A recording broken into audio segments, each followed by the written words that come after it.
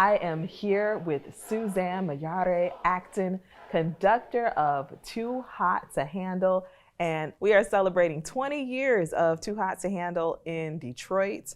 And you were with the Rackham Choir, Detroit's oldest choir. Give us a little bit of history about the Rackham Choir. The Rackham Choir was an extension of the University of Michigan years ago, and they got their name from rehearsing in the Rackham building. How did we get Too Hot to Handle here in Detroit? Well, it's interesting because I had done Messiahs many years, and then I heard the title. I didn't know the music. I heard the title, Too Hot to Handle. And then at one of the Messiahs that we did with Rackham, I needed a tenor, and I hired Rodrick Dixon. In 2000, we went to dinner. We were preparing the regular Handel's Messiah, and she was talking about a show. And as she talked about it, I began to realize she was talking about Too Hot to Handle because I had just performed it. And so she liked the idea of the show. She looked at the sheet music, and we had our first performance. And David DeKeer from Detroit Opera, Michigan Opera Theater at the time, was there. And he loved the idea of the show. He loved the response to the show and decided that he wanted to bring it to the Detroit Opera House in December of 2002.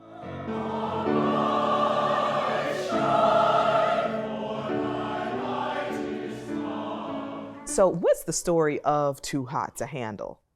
Well, Too Hot to Handle is based on the Messiah, which is an oratorio. And it's from Jesus' birth until his death and resurrection. So Marion Alsop commissioned Gary Anderson and Bob Christensen, who are two arrangers that did Broadway and shows, to take each one would take a number and arrange it. So when we start off, it looks like you're going to a regular Messiah concert where the strings are playing, but after 12 bars, then we go into a swing.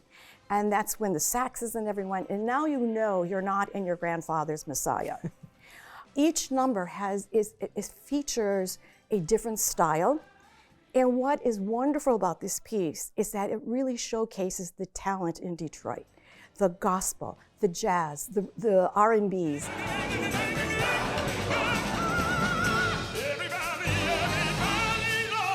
Alvin, thank you so much for making time to speak with me about the 20th anniversary of Too Hot to Handle. So what did you think when you really got into the music?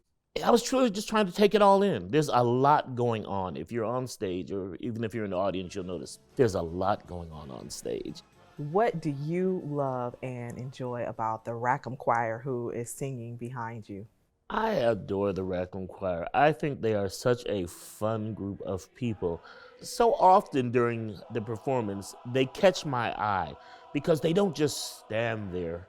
They move, they sway, they gesticulate with their hands. I mean, they really are trying to communicate with the audience, and they make that connection because they believe in what they're doing. So they bring such a tremendous energy to the piece. We're going to have the performance around MLK Day to celebrate MLK's mission. How does Too Hot to Handle uplift the mission of Dr. King? The teachings of Dr. King are unity and bringing all people together of different faiths and different cultures, and let's all unite together. And that's what we're trying to do with Too Hot to Handle. And this show is going to do its part, really inspire people to have hope, believe in inspiration, have courage and passion to maintain all the dignity and integrity about what it means to be a human being of value. That's King. That's Martin Luther King Jr. And it's always a wonderful thing to see so many people from different walks of life come together and just enjoy something. If we can spend 2 hours together in one space these days and just kind of cast off all the cares and the things that supposedly separate us as a community, and just enjoy ourselves. Just have a good time, clap, dance, sway, smile, laugh. That's a good thing. I think King would be happy with that. Is there any message that you want to leave the audience with?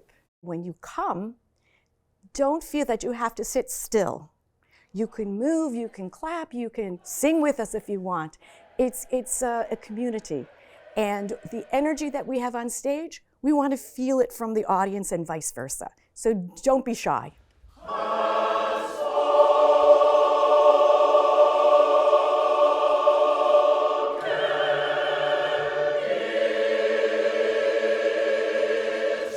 Watch One Detroit, Thursday at 7:30 p.m.